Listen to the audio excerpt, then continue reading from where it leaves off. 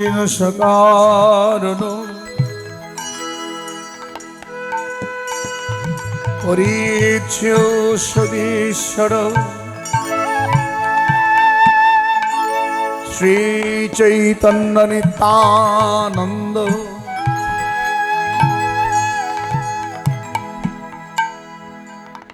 গৌ ভ্রাতর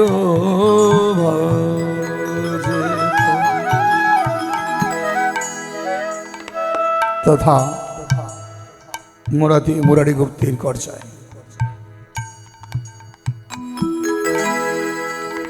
যে মুরারি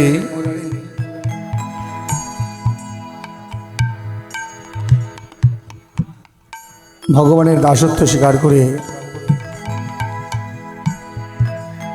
বনের পশুরূপে তিনি জন্মগ্রহণ করেছেন। মুরারি গুপ্ত যাকে বলেন,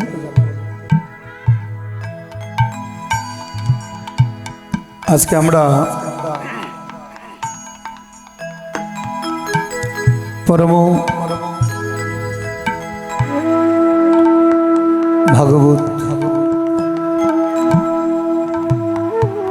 এবং পরম বৈষ্ণব ব্রজরজ প্রাপ্তি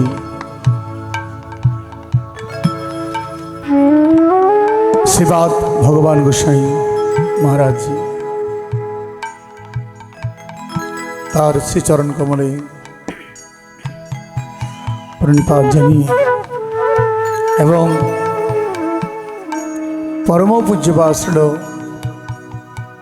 মাধবানন্দ দাস বাবাজি মহারাজের শ্রীপাদ করম চরণ কমলে প্রণতি জানিয়ে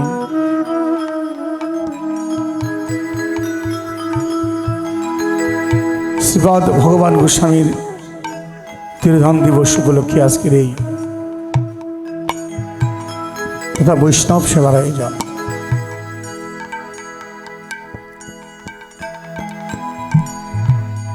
তথা বৈষ্ণব সেবায় আজকে আমাদের সৌভাগ্য কিছুক্ষণ হরিকথা সাধন করা।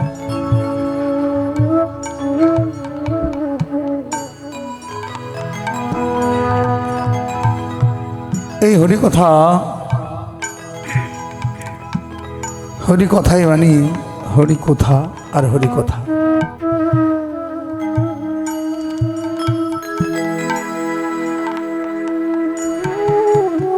ভ্রমিতে ভ্রমিতে কোনো ভাগ্যবান জীব গুরু কৃষ্ণ প্রসাদে পাই ভক্তিলতা বীজ। বলছেন কোন ব্রহ্মাণ্ড ভ্রমিতে ভ্রমিতে ভাগ্যবান যদি ভাগ্যবান হয়, সে ভাগ্যবান জীব তাও প্রথমে গুরু, তারপর কৃষ্ণ, তারপর প্রসাদ, তিনটি বস্তুকে প্রাধান্য দিয়েছে। গুরু কৃষ্ণ প্রসাদে পায় ভক্তিলতা বীজ। ভক্তিলতা বীজ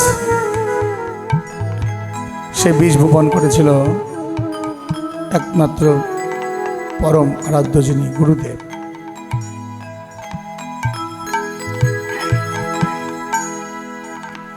বীজ বিনা কখনো ফল আশা করা যায় না।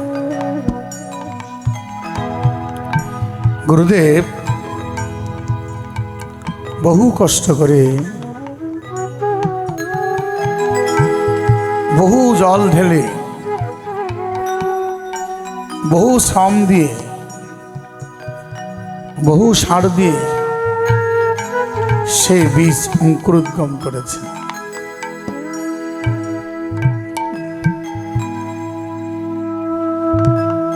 এত সহজে অঙ্কুরোদ্গম হয় না। বাজারে অনেক বীজ আছে যে বীজ জলের অভাবে তিনি অকালেই চলে যায়।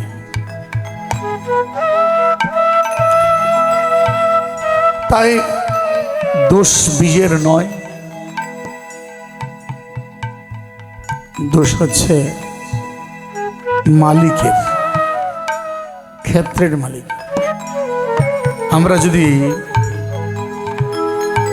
একটু বিবেচনা করে গীতায় প্রবেশ করি, গীতায় 13 অধ্যায় ক্ষেত্র ক্ষেত্রজ্ঞ বিভাগ।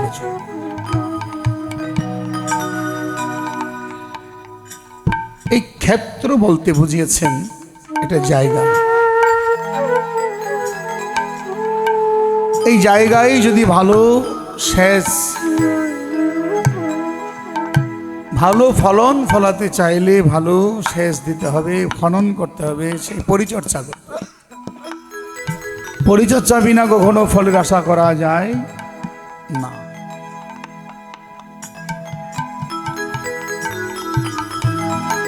তাই ভালো ফল পেতে হলে ভালো বীজের হলে ভালো সেচ, ভালো পরিচর্যা আমাদের চাই।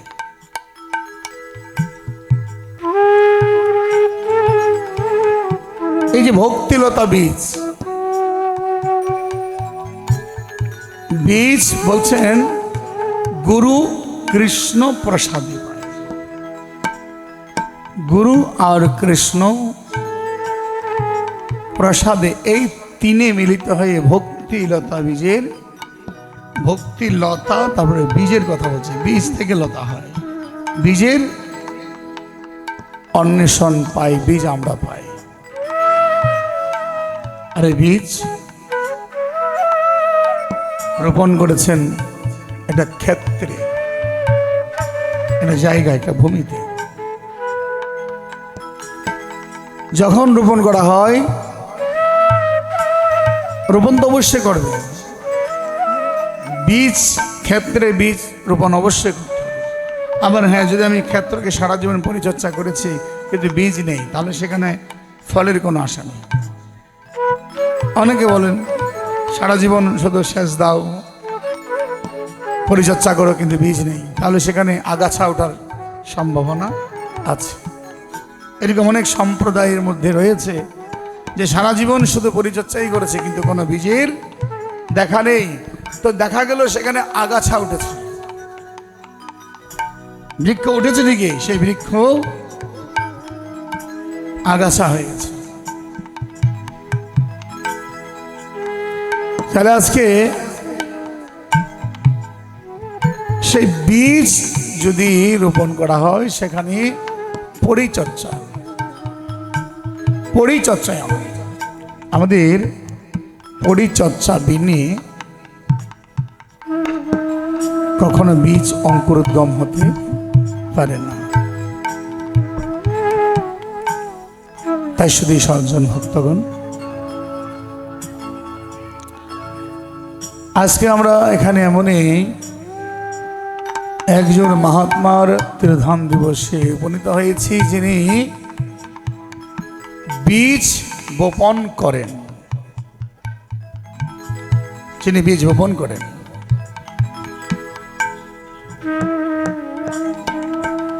যিনি বীজ দাতা, তারে তিরোধান দিবসে আমাদের স্মরণ করা।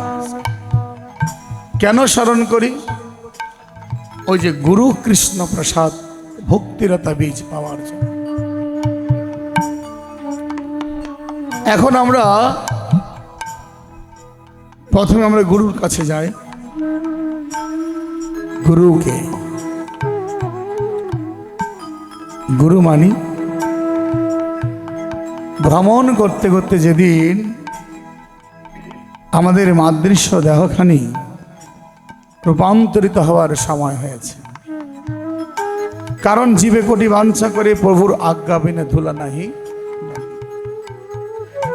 আমাদের সবসময় একটা কথাই লক্ষ্য রাখতে হবে,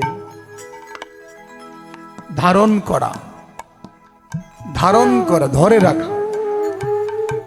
ধরে রাখাটাই হচ্ছে আমাদের খুব প্রয়োজনীয় একটা বস্তু। ধরে রাখা, পাত্রটি এমনভাবে তৈরি করতে হবে যেন ধরে রাখতে পারে। আমরা ধরে রাখতে পারি না, এটাই হচ্ছে আমাদের ব্যর্থ জীবন। আর আমাদের এই ভক্তির জীবনটা এমন একটা জীবন, কখন কিভাবে গতানুগতি ফিরে যায়, নষ্ট হয়ে যায়, সেটা বলা যায় না। এই জন্য সার্বক্ষণিক তাকে ধরে রাখার জন্য গুরু, কৃষ্ণ, প্রসাদ এই তিনটি বস্তুকে আমাদের ধারণ করে যেতে হবে। এদিকে তথা চৈতন্য চরিতামৃতের মধ্যখণ্ডে মহাপ্রভু আমাদের জীবের জন্য যে কথাটা বলে গেছে, জীবের জন্য কি কথা বলে গেছেন? বললেন সাধ্য বস্তু সাধন, সাধ্য বস্তু সাধন বিনা কবু নাহি পায়। স্পষ্ট করে বলে গেছেন, স্পষ্ট যে সাধ্য বস্তু, সাধ্যের যে বস্তু সেটা সাধন বিনা কখনো পাওয়া যায় না। তাহলে সাধন বিনা, সাধন কি?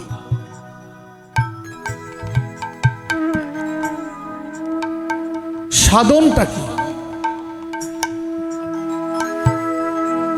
একটা বহিরঙ্গ, একটা অন্তরঙ্গ, আমরা সকলে জানি এগুলো। যেমন দেখুন, সাধক, সাধক জীবন আর সাধারণ মানুষের জীবন দুটো বিষয়। যেমন একজন সাধুকে দেখলে সাধারণ মানুষ প্রণাম করে,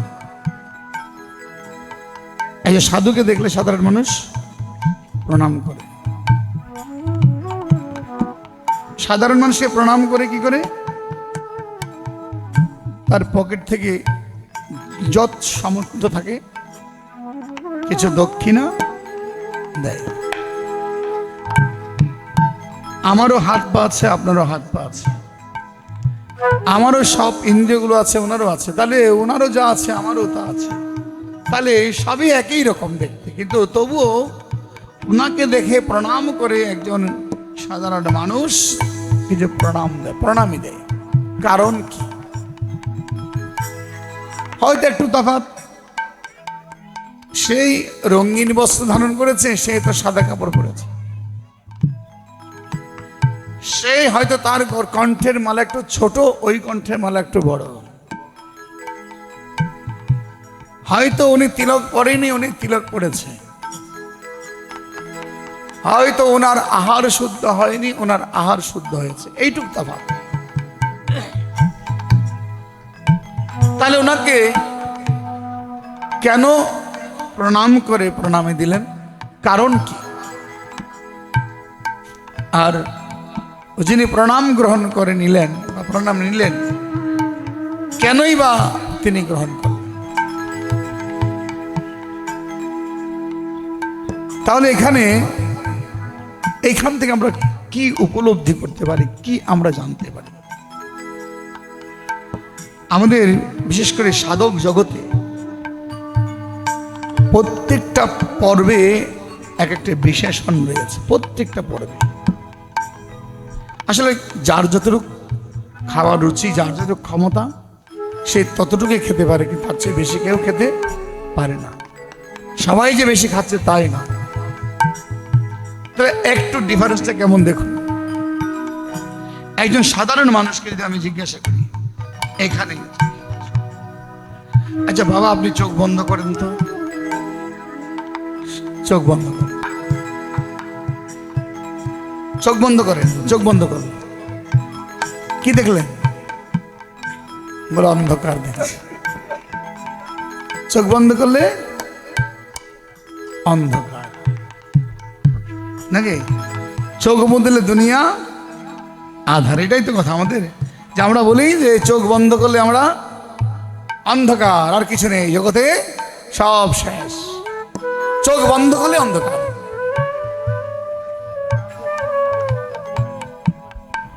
চোখ বন্ধ করলে অন্ধকার। এবার স্বামী সুরদাসকে জিজ্ঞাসা করলেন, সুরদাসের দুটি নয়নেই ছিল না। কথাটা একটু লক্ষ্য করবেন, মানে আমি কি বুঝাতে চাচ্ছি একটু দয়া করে লক্ষ্য করবে। কি হলো? सूरदास, स्वामी सूरदास जी, स्वामी सूरदासेर दुटी नयनेই ছিল না, দুটি নয়নেই ছিল না। তাকে কি জিজ্ঞাসা করলো, তোমার যে সুর, তোমার যে কণ্ঠের সঙ্গীত, সেই সঙ্গীত কি জগৎকে তো মোহিত করো, তুমি একটা কাজ করো যে তোমার দুটি নয়ন আমি ফুটিয়ে দিই, তোমার নয়ন দুটো দিয়ে দিই। তখন তিনি सूरदास বলল, প্রভু আমি তো এখন ভালোই আছি। তুমি ভালো আছো? হ্যাঁ আমি ভালো আছি। আরে তোমার নয়ন নেই, তুমি দেখতে পাও না, চলতে পারো না, অপরের সাহায্য ছাড়া তুমি চলতে পারো না, তাহলে তুমি ভালোই কি করে আছো? বলে, প্রভু আমি ভালো আছি। প্রভু যদি আমার নয়ন থাকতো, এই জগতের মোহে, এই জগতের আলো বাতাসে, এই জগতের এই মোহিনী রূপের প্রতি আমার মন ধাবিত হতো। এখন আমি এই বাহিরের জগৎকে কিছুই উপলব্ধি করতে পারি না, কিন্তু যখনই আমি ওই শ্রীনন্দের নন্দনের যখন স্মরণ করে তাকে, তার গান, তার কীর্তনে যখন মনোনিবেশ করি, তখন ব্রজেন্দ্রনন্দন সাক্ষাৎ আমি দেখতে পাই। আমার আর কিছু দেখার প্রয়োজন নেই। যা দর্শনের জন্য আমার প্রয়োজন নয়ন, যার জন্য আমার নয়নের প্রয়োজন, আমি তা যদি নয়ন ছাড়াই যদি আমি দেখতে পাই, তাহলে আমার এই নয়নের কিবা প্রয়োজন হয়? কারণ এই নয়ন থাকলে নয়ন বারবার আমাকে বিতাড়িত করবে, আমাকে নয়ন বিতাড়িত করবে। তাই নয়ন নেই, আমি প্রভু ভালোই আছি, আমাকে নয়ন প্রয়োজন হবে না। তার মানে এখানে এইটুকুই বোঝানোর চেষ্টা, সাধারণ মানুষকে যখন জিজ্ঞাসা করা হয় তুমি চোখ বন্ধ করো, চোখ বন্ধ করলে কি দেখলো? সে অন্ধকার দেখতে পাবে। সাধারণ মানুষ দেখবে অন্ধকার। আর যখন একজন সাধককে জিজ্ঞাসা করা হয়, এই যে সাধককে যদি তুমি জিজ্ঞাসা করা হয় যে আপনি নয়ন বন্ধ করুন, আপনি কি দেখেছেন? আচ্ছা, একজন সাধক কি বলবে সে অন্ধকার দেখে?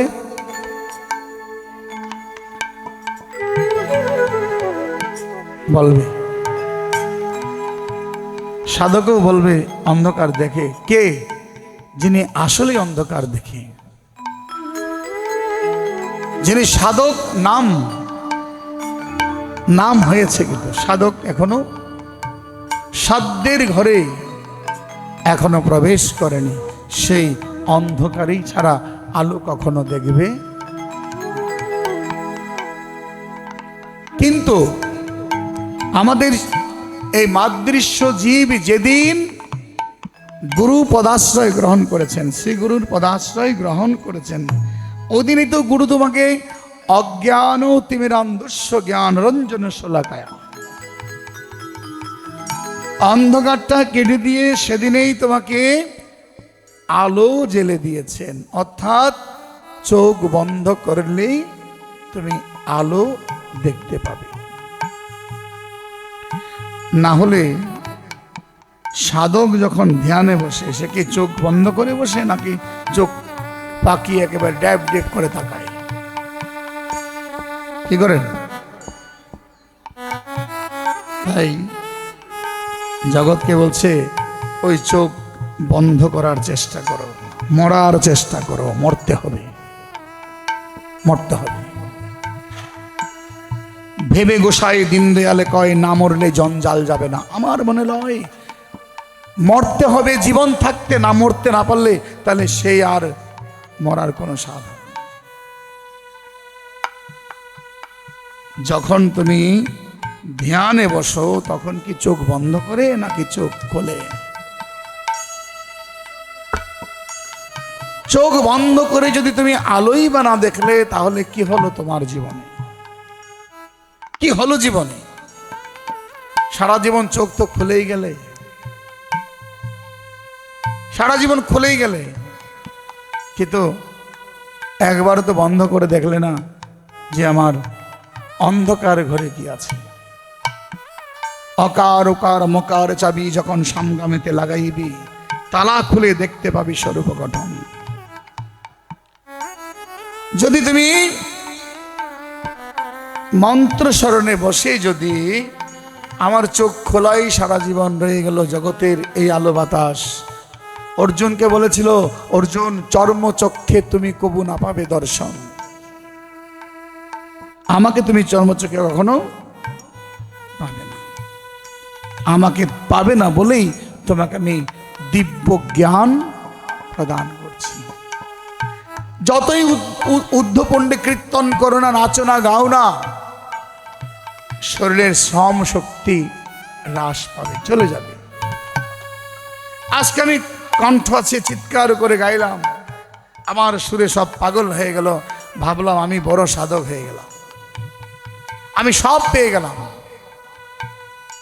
না, সেটা শুধুমাত্র এটা দেহের বিকার, দেহটা সেবাই লেগেছে, কিন্তু অন্তর জগতে যতক্ষণ না তুমি সে গান প্রভুকে শোনাতে পারবে না, সে গান তোমার মনে মানুষের সঙ্গে গাইবে না, বাহিরঙ্গে বাহিরঙ্গে থাকবে, অন্তরঙ্গে কখনো প্রবেশ করবে না।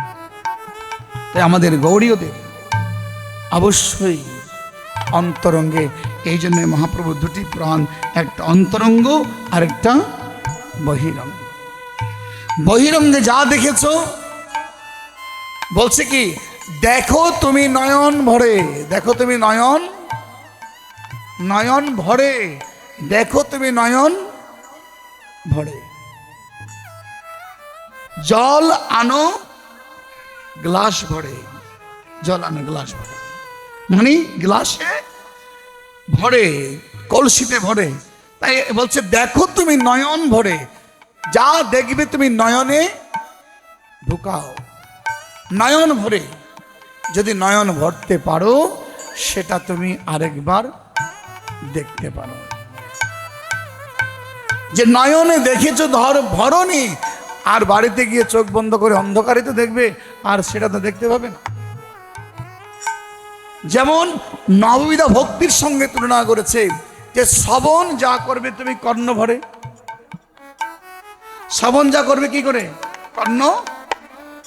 আমরা ভরি না, যদি ভরতাম তাহলে পরিপূর্ণ হয়ে যেত।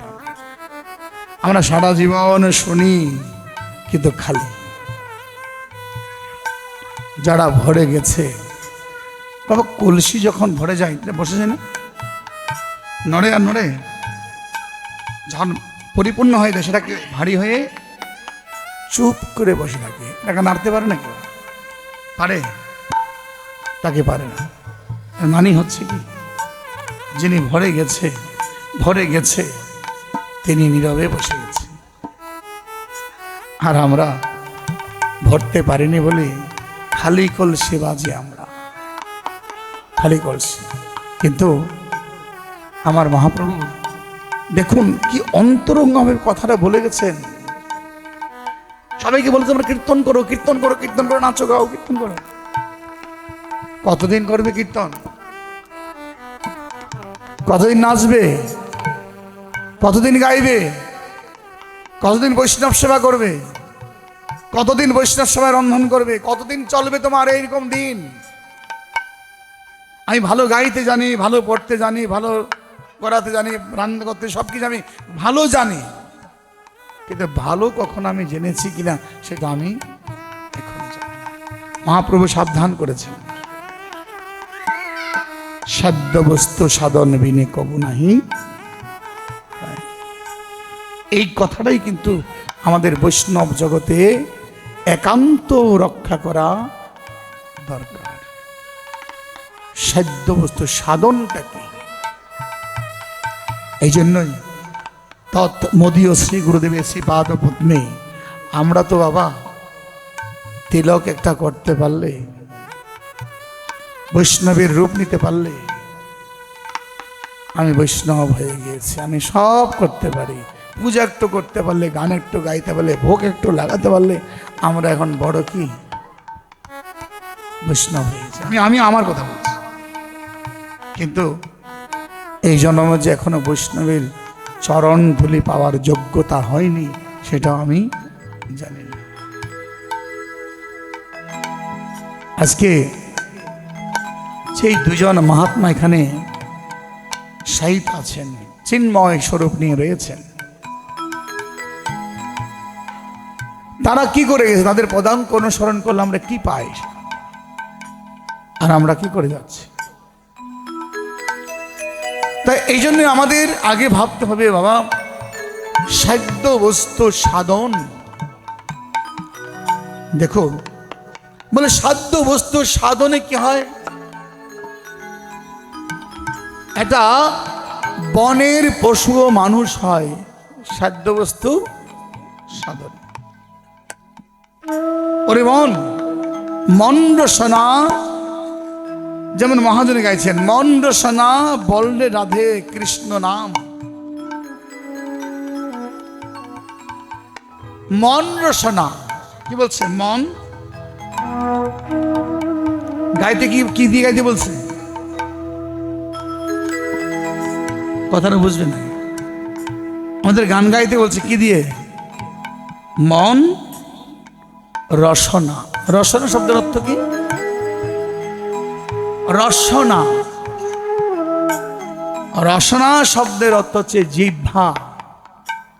আমাদের জিহ্বা এক নাম রসনা। তোমাকে গাইতে বলছে কি দিয়ে? মন রসনা। তাহলে কি মনের একটা জিহ্বা আছে? মনের একটা জিহ্বা আছে মনের? অবশ্যই মনের একটা জিহ্বা আছে, আমরা তার অন্বেষণ করি না। গুরুদেব যেদিন আপনাকে প্রদত্ত বস্তু দিয়ে আপনাকে সিদ্ধ স্বরূপটা দিয়েছিল, একবারও কি ভেবে দেখেছেন? আমরা তো গুরুদেবের কাছে গিয়ে করি, মন্ত্র নিয়েছে, গুরুদেব আমাকে প্রণালী দাও। গুরুদেব কাগজ এটাতে লিখে দিয়ে দিয়েছে, আমি বাবা সার্টিফিকেট পেয়ে গেছি, এবার বৈষ্ণব সেবা মহোৎসব করতে পারবো। সার্টিফিকেট একবারও কি সে কাগজের দিকে লক্ষ্য করেছি? একবারও কি সেটা জেনেছি সেটা কি? একবারও কি ভেবেছি সেখানে কি রূপ, কি গুণ, কি লীলা, কি মান, কি বয়স, কি দিয়েছে? একবারও ভেবেছি? আমরা সেটা একবারও চাইনি। আমরা তো মন রসনা।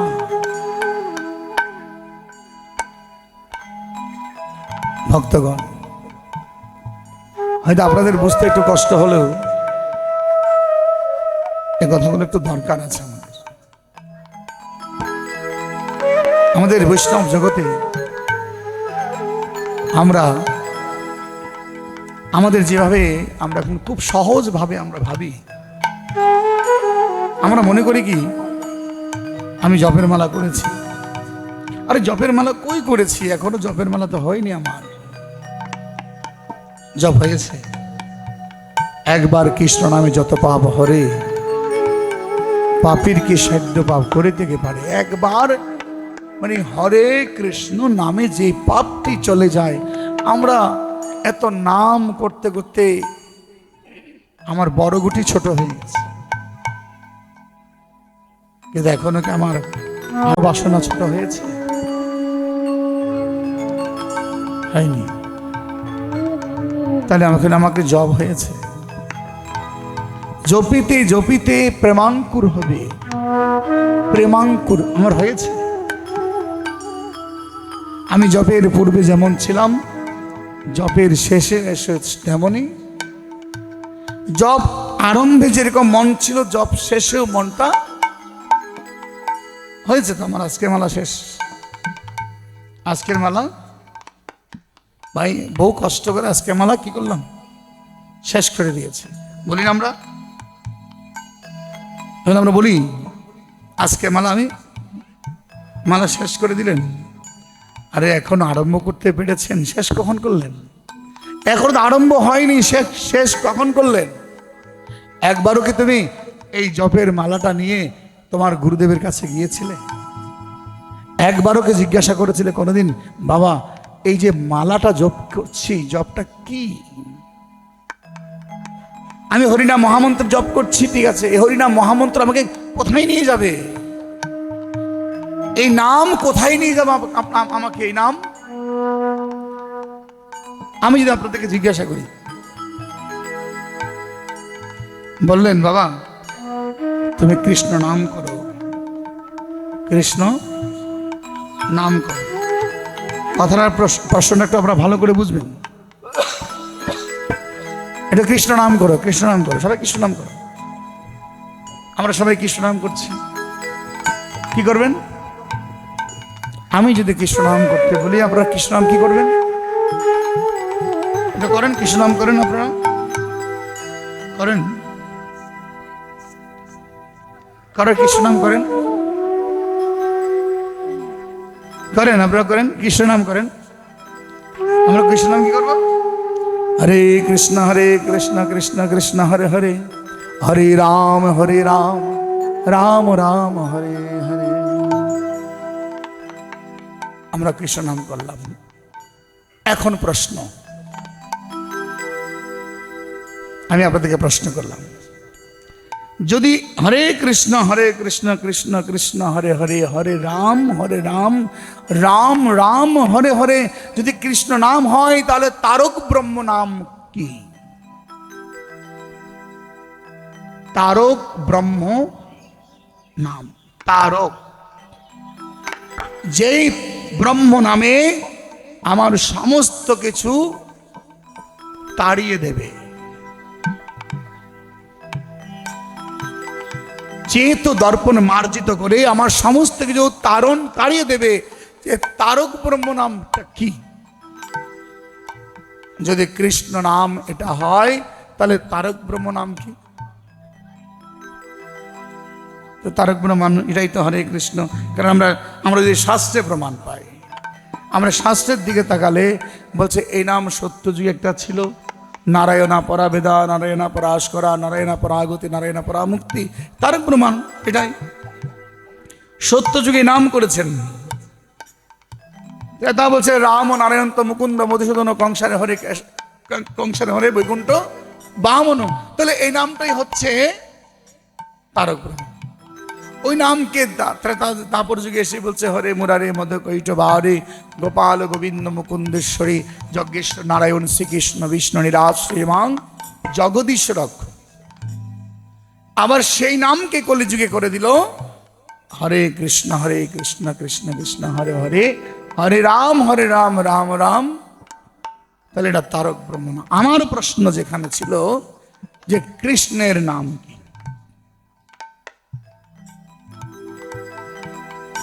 বলবেন দয়া করে কৃষ্ণের নাম কি? কৃষ্ণের নাম কি বলবেন? আপনি দয়া করে বলবেন। আপনি জানেন, আপনি যেটা বলেন এটা তারক ব্রহ্ম নাম, সেটা দিয়ে আমার দেহের সমস্ত পাপ তাপ তাড়িয়ে দেবে, তাড়িয়ে দিয়ে আমাকে পরিষ্কার করবে, আর পরিষ্কার করে আমাকে সেই কৃষ্ণের নামের দিকে আমাকে নিয়ে যাবে। তাহলে কৃষ্ণের নাম কি? এই জন্য বললেন সাধ্য বস্তু সাধন বিনে কবু নাহি পায়।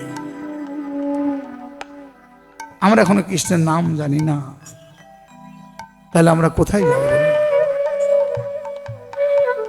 আমি কোথায় যাব? আমরা তো বলি আমি অনেক বড় হয়ে গেছি, আমরা এখনো কৃষ্ণের নাম জানি না।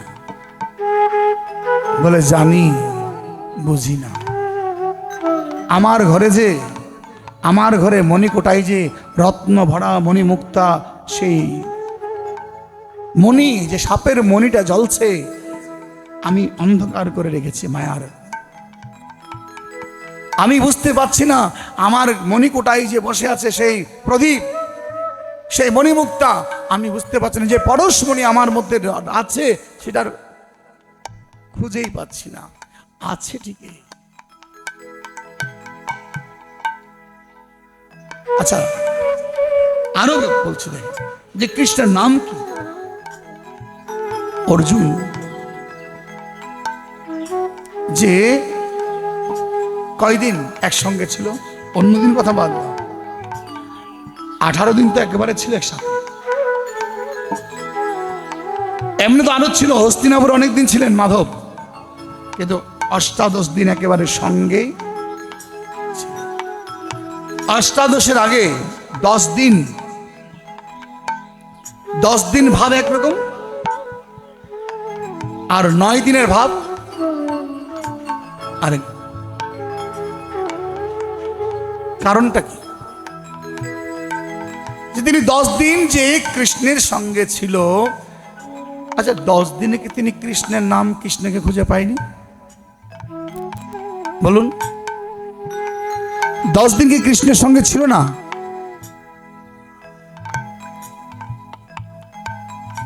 যদি 10 দিন কৃষ্ণের সঙ্গে ছিল,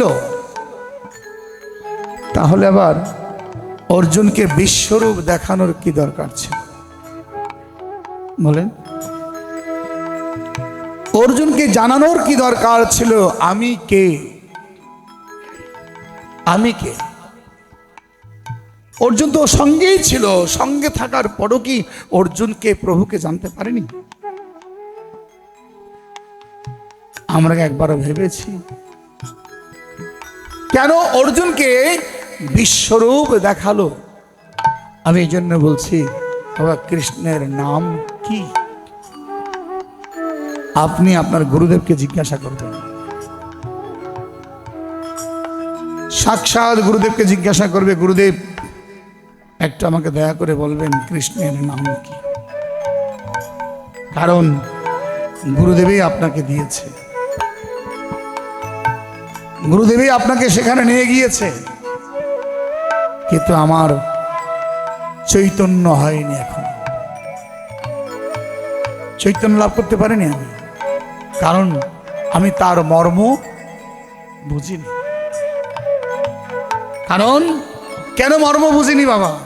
কিন্তু গুরুদেব যে দিয়েছে সেটা খুব যত্ন করে, খুব কষ্ট করে, বহু সাধনা করে সেই নামের কাছে গুরুদেব গিয়েছে। আর সেই নামের মহিমা জেনে গুরুদেব আপনাকে দান করেছে, আপনাকে দিয়েছে। বাবারে, এই নাম একটু যত্ন করে রাখি, এই নাম একটু যত্ন করে রাখি। আর ওই নামকে যত্ন করলে একদিন রত্ন মিলবে, কিন্তু যত্ন না করলে কখনো রত্ন মিলবে। তাই বললাম, যেমন এই যে মুরারি গুপ্ত একজন বনের পশু ছিল,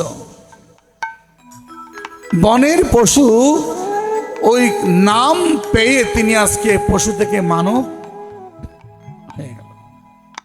কিসের মাধ্যমে? একমাত্র সাধ্য সাধনের মাধ্যমে। ভক্তগণ, আমাদের প্রত্যেকটা আলোচনা একটু হৃদয়ঙ্গম করা আমাদের অবশ্যই আবশ্যকতা রয়েছে। কীর্তন, যেমন আমি ভোগারতি গাইলাম,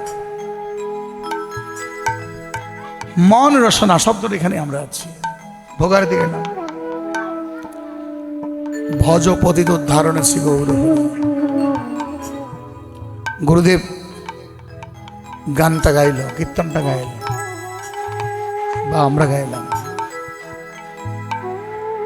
মহাপ্রভুকে আহ্বান করেছি, মহাপ্রভু এসেছেন। আপনি ভোগারতি একটু নীরবে বসে ভোগারতির প্রত্যেকটা পদগুলো একটু অনুসরণ করবেন, যদি আপনি করতে পারেন।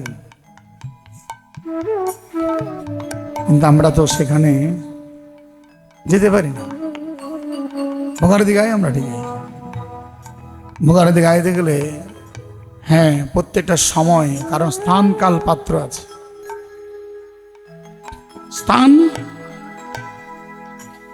জায়গাটা ঠিক আছে কিনা,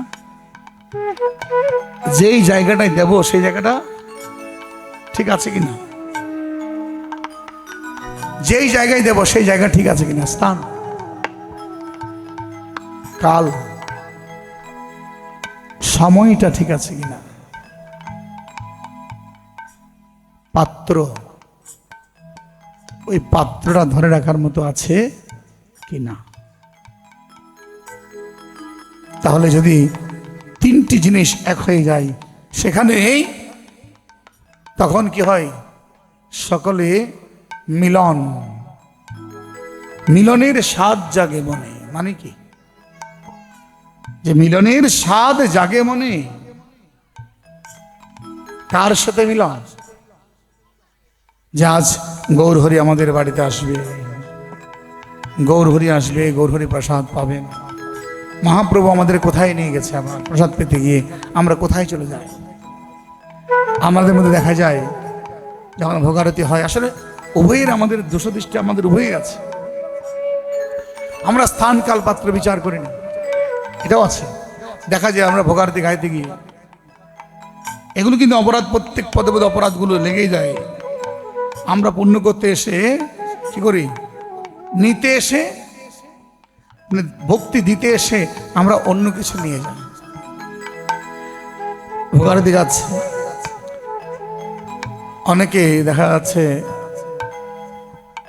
সময়টা অনেক হয়ে গেল, ভোগারতি ছেড়ে অন্য জায়গায় চলে গেছে। কারণ সময়ের না হলে অসময় কিন্তু সেটা হয় না।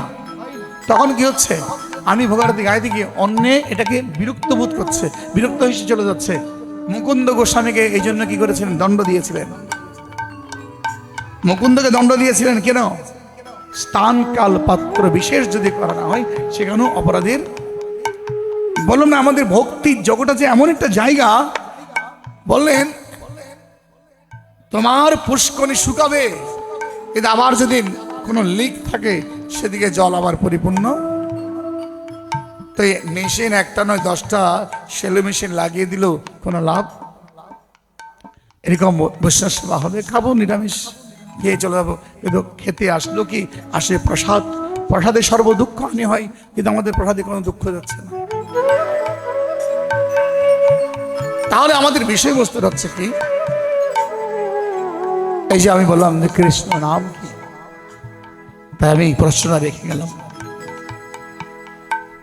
আপনাদের কাছে, প্রশ্ন রেখে গেলাম যে কৃষ্ণের নাম কি। এটা দয়া করে একটু গুরুদেবকে জিজ্ঞাসা করবেন। গুরুদেব অবশ্যই জানে যে কৃষ্ণের নাম কি।